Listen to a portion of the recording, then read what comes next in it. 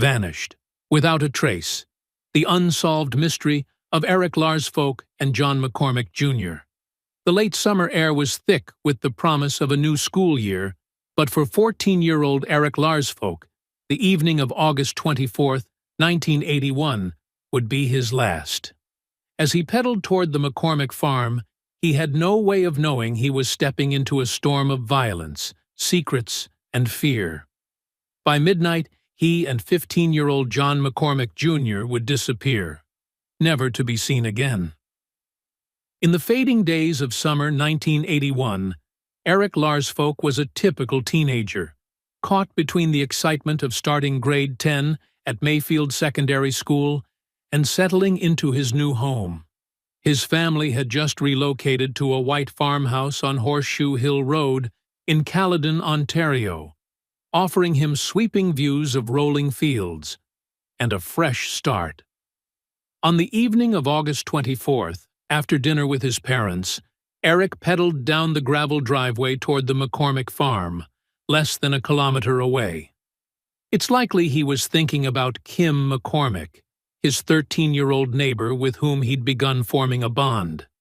His father, Lloyd Larsfolk, watched as his son disappeared down the road. He had no way of knowing that Eric would never return.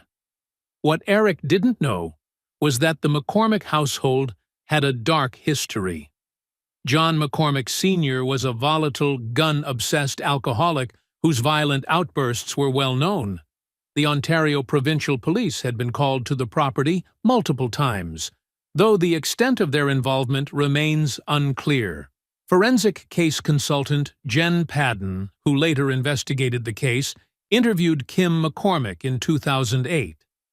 Kim described her father's daily drinking habits, his mini fridge stocked with alcohol beside his bed, and how his rage was often directed at his son, John Jr. John Jr. was no stranger to trouble. He had spent much of that summer away in Virginia, recovering after a brutal altercation with his father, one that some say resulted in his arm being broken. He had only been back for 10 days before he disappeared. Eric and John Jr. barely knew each other. Their paths had crossed only because of Eric's older brother, Dave Larsfolk, who had befriended John Jr. earlier that month. On the night of August 24th, John Jr. had actually come looking for Dave, but Dave had stayed in Fort Erie an extra night, leaving Eric alone when John Jr. arrived. So Eric went instead. At around 11 p.m., a frantic pounding on the Larsfolk family's door shattered the quiet. It was Joyce McCormick, John and Kim's mother. The boys were missing. The next 5 hours of that night remain a void, filled only with speculation, conflicting accounts, and an unsettling silence. What really happened at the McCormick farm that night? And why, after nearly 40 years, has the truth never surfaced?